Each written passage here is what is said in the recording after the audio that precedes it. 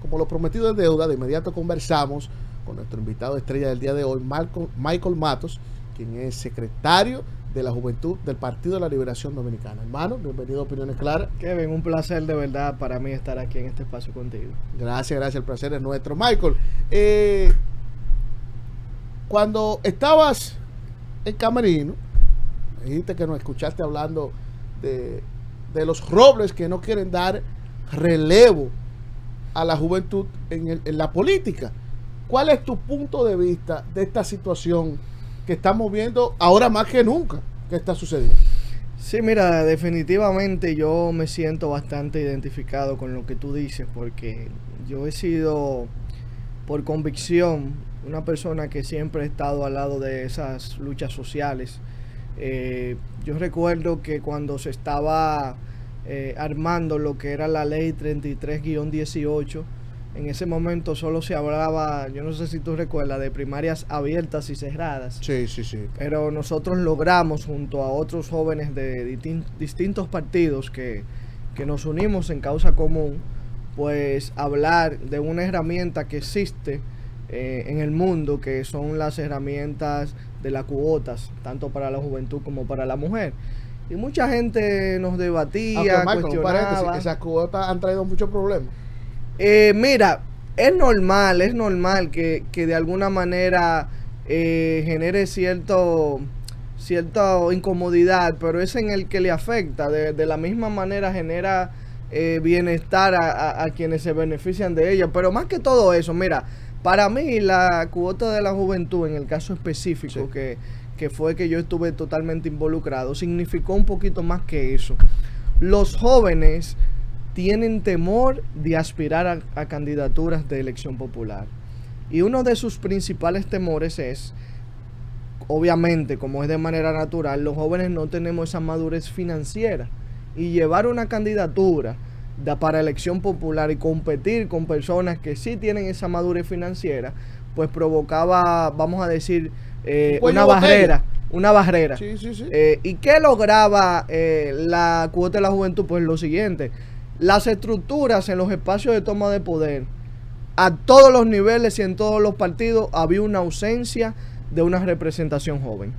La cuota inmediatamente, como herramienta, permitió que hoy los partidos, el Congreso Nacional, las direcciones municipales tengan jóvenes hoy en los espacios de toma de decisiones. Sí. A tal nivel que llegamos a superar ese 10% que dice la ley.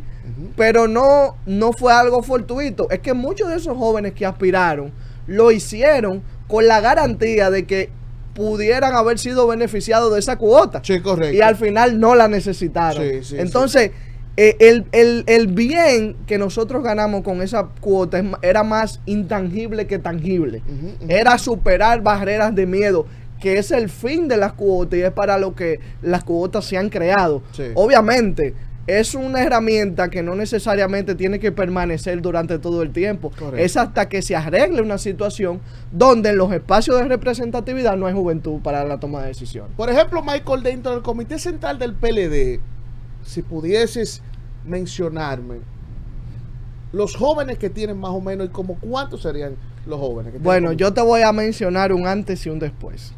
Antes del último congreso, apenas habían 3 jóvenes por debajo de 35 años, de un total de 400 y algo. ¿Cómo?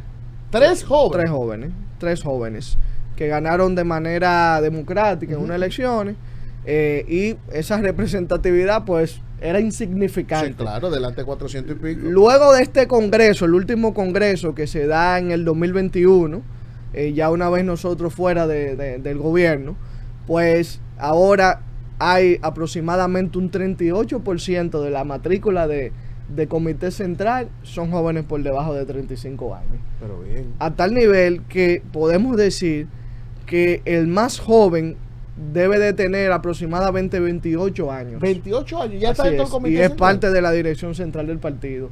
Y déjame decirte que fue una lucha, no fue algo que salió de la nada.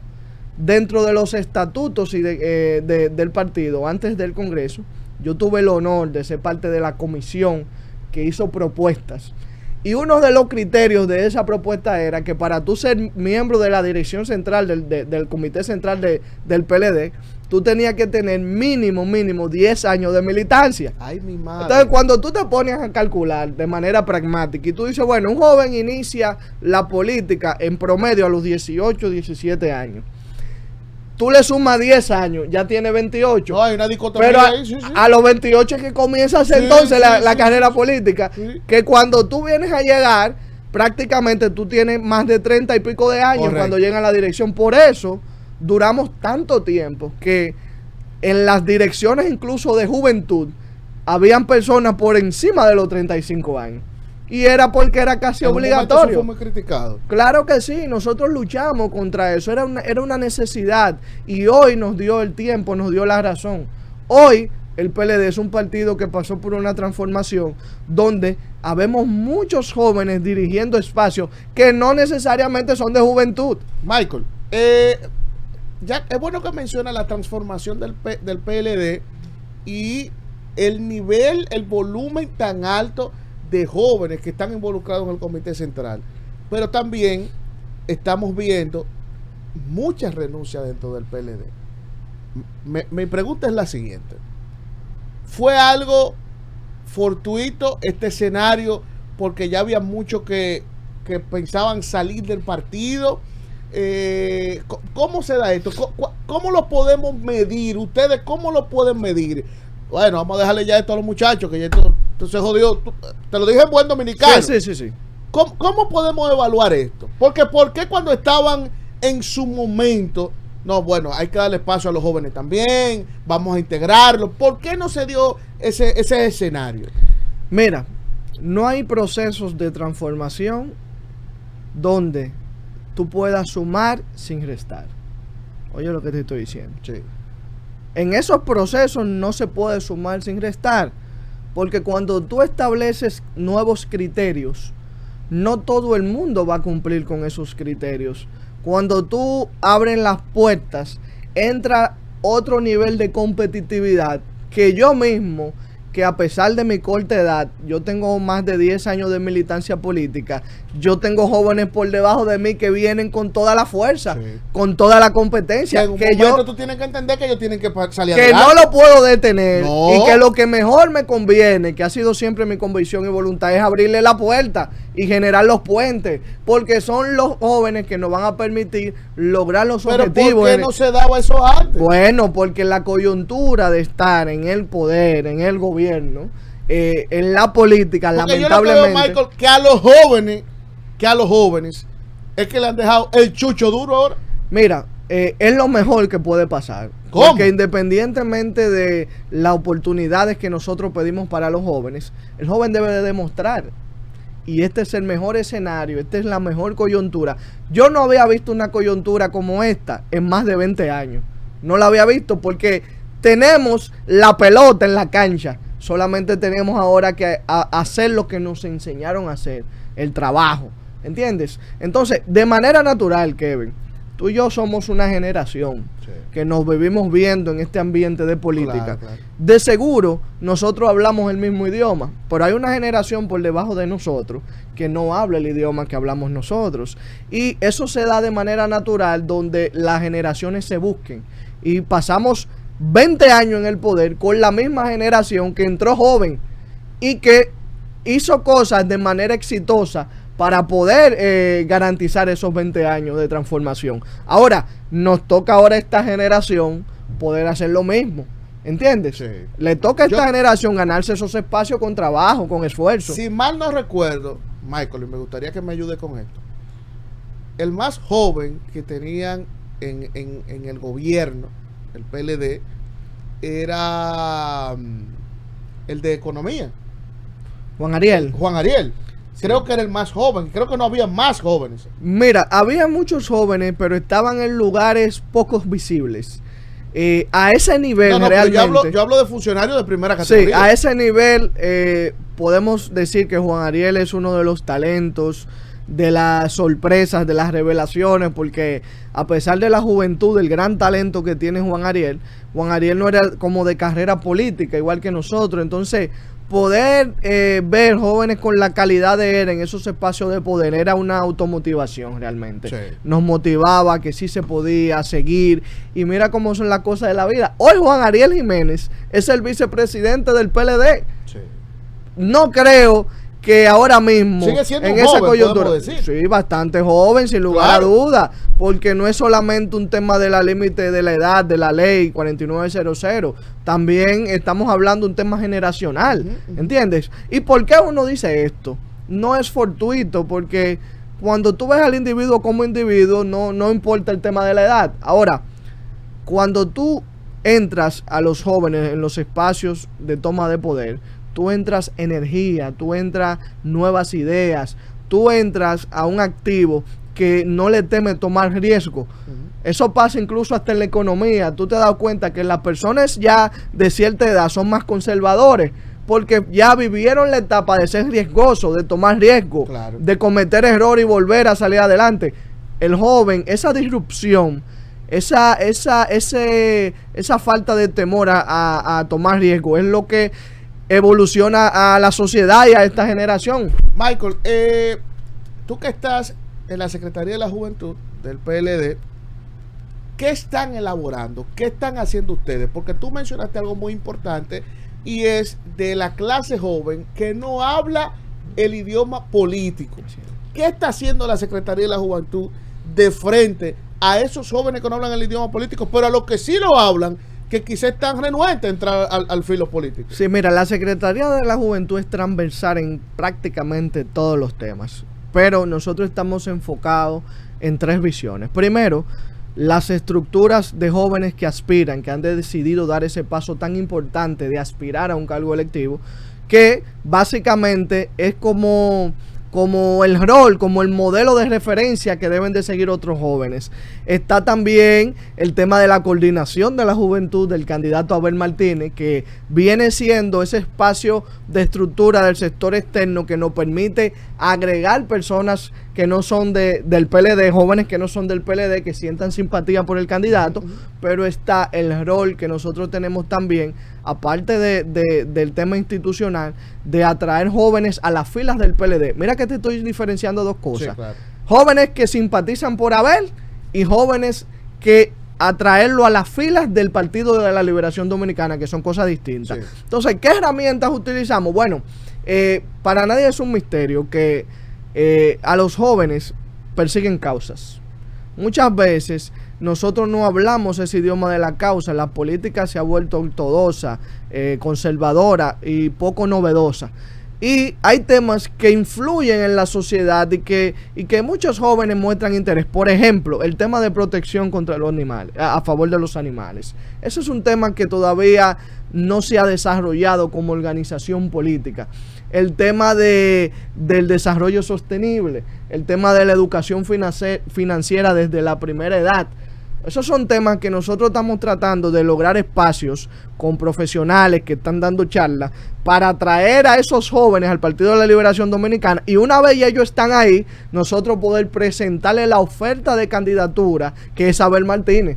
Claro. Porque somos parte de la construcción de ese proyecto de nación, ¿entiendes?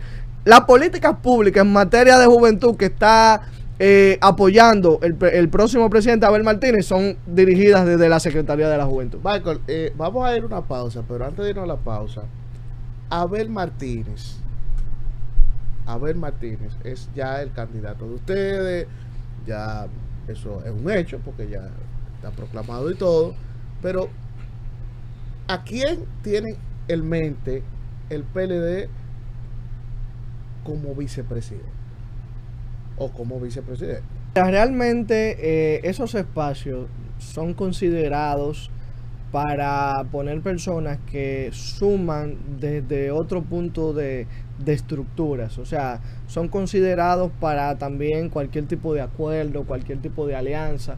Yo me imagino que en esta coyuntura donde se está Pero hablando tú de una mencionas alianza, no es que eso esté dentro del acuerdo de No ahora. está Ok. oficializado, pero en los antecedentes esos espacios se tienden a dejar para para poder negociar. Es un as debajo de la manga. Es un as debajo de la manga, sin lugar a duda. Ahora, yo sí te puedo hablar de cuál sería mi deseo, y mi deseo sería que en ese espacio esté, sin lugar a duda, un joven que tenga preparación, que tenga formación, que se vislumbre de alguna manera como un relevo generacional, claro, porque eso pudiera lograr una integración generacional. ¿Tú te imaginas ese híbrido? Aunque Abel, sin lugar a duda, tiene una ventaja, y que Abel consolide el liderazgo de juventud por sí solo, pero yo creo, ese sería mi deseo. A mí me gustaría ver me gustaría ver un vicepresidente de mi generación. Ese sería mi deseo. Pero ok, de tu generación, sí. Mencióname 3 que tú entiendes que son de tu generación que pudiesen ser vicepresidentes. Bueno, yo, ¿qué te digo? Así de repente, wow, me la pusiste difícil, porque si dejo a uno se molesta conmigo. No, pero mira, no, yo cerrado, cabe otro. Te voy a ser muy sincero. Yo le tengo mucho respeto y admiración a Juan Ariel Jiménez. Para mí, Juan Ariel, yo tengo el privilegio de ser amigo de él de hace muchos años. Cuando yo conocí a Juan Ariel, él era director de la presidencia, ni siquiera era ministro. Y él, la humildad, la preparación que se sigue formando de ese muchacho, yo creo que puede sumar a cualquier proyecto político que haya en este país. Y para mí sería una buena, de verdad, una buena oferta. En una segunda opción, yo no voy a decir nombre, pero sí características. Por ejemplo, a mí me gustaría que sea una mujer joven, que también se vislumbre como un relevo. Yo quisiera que en este país ya hubiera una mujer presidenta. Yo quisiera ver eso en algún momento. Claro que sí. Ya en la sociedad hemos avanzado tanto, y lo que representa a la mujer para todo en la vida, en el país, en nuestros hogares, va a sumar también a cualquier proyecto de nación.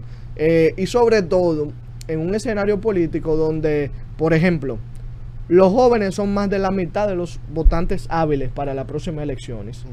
Pero de ese porcentaje de juventud, la mayoría son mujeres jóvenes. Pero Michael, tú me estás mencionando el primer voto o votantes en sentido No, votantes jóvenes. Cuando yo digo jóvenes, son por debajo de 35 años. Okay. Sí, de 18 a 35 años, sí. Que son hábiles para poder votar en las próximas elecciones. Okay. Dentro de ese porcentaje de jóvenes, el 70%, 65% son jóvenes mujeres. Sí. Mujeres. Entonces, qué interesante de verdad sería tener una visión de la mujer en el gobierno que ha sido para nosotros exitoso, porque hay que recordar la gran gestión de Margarita Cedeño, sin lugar a dudas. Cuando vienen mujeres a los espacios de toma de decisiones, suman definitivamente. Eso es así.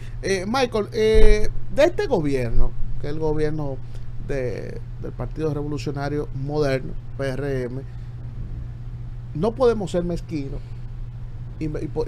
Y hago el preámbulo de que no podemos ser mezquinos, porque me gustaría conocer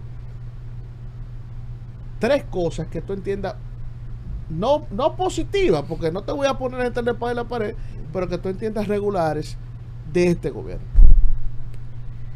Bueno, mira, realmente este gobierno tiene una calidad de jóvenes talentosos en los espacios de dirección de muchas instituciones. Jóvenes que yo he coincidido con ellos generacionalmente y tienen una gran preparación, sin lugar a dudas. Entonces yo te puedo decir que es una fortaleza a pesar de la situación que nosotros vivimos como país. Sí entiendo que hay cosas todavía que mejorar, hay cosas que aclarar. Por ejemplo, yo te voy a decir fortalezas y debilidades. Fortaleza es la determinación de querer hacer las cosas bien. Es una determinación de este gobierno. Claro. Porque para ningún político, no importa de qué partido sea, le gustaría que un país vaya por mal camino. Yo no creo eso. Entonces yo sé que ellos tienen voluntad y determinación. Ahora, le hace falta el 101 de la materia básica de gobernar, y es tener un plan de trabajo. A mí me gustaría ver un plan de trabajo en todas las materias, en todas las áreas. Un plan de trabajo incluso que no necesariamente tiene que ser exitoso. Eso es lo que queremos. Pero a mí me gustaría ver ejecutar ese plan, y si no fue exitoso, yo poder decir, bueno, por lo menos lo intentaron. Pero me preocupa que la dirección de quienes dirigen nuestro país no va orientada a políticas públicas. ¿Entiendes? Y las políticas públicas es que definen cuáles son los orígenes de los problemas y cuáles son las acciones que tú tienes que hacer para mejorar. Pero se pudiese decir que el tema del programa, del plan de trabajo, lo arruinó, vamos a ponerlo de esa manera, los temas que han tenido que enfrentar como gobierno. Por ejemplo, el tema pandemia, que fue con lo que entraron al gobierno, y la guerra de Rusia y Ucrania. Para ponerte algo más rápido, la situación actualmente de Haití. ¿Se pudiese remontar de que ese programa, ese plan de trabajo que tenía quizás el PRM fue un poco frustrado por eso? Sí, mira, la realidad es que todos los gobiernos viven sus crisis. Todos los gobiernos viven crisis. El que la vive siempre dice que la de él fue la peor. Sí, eso es verdad. Ahora, el gobierno, el que va a gobernar un país, tiene que estar preparado para lo que venga, porque para eso se eligió. Para eso se eligió. Y yo creo mucho en el fortalecimiento de la institucionalidad y de las instituciones. ¿Por qué, Kevin? Porque te permite de alguna manera a que el Estado se administre bien y se administre a sí mismo, mientras tú vas resolviendo otros problemas externos. Porque lo que tú dices son problemas externos. Pero este gobierno, para temas de salud, para temas de comunicación, es que ha manejado el mayor presupuesto de la historia de cualquier gobierno. Se ha tenido las herramientas para enfrentar esa situación. Bueno. Entonces, ¿qué es lo que yo digo? Para concluir, Kevin, al final, aparte de la voluntad y de la determinación, tú necesitas tener un plan de trabajo, una línea de acción que no sea comunicacional de tendencias, sino que sea de resultados.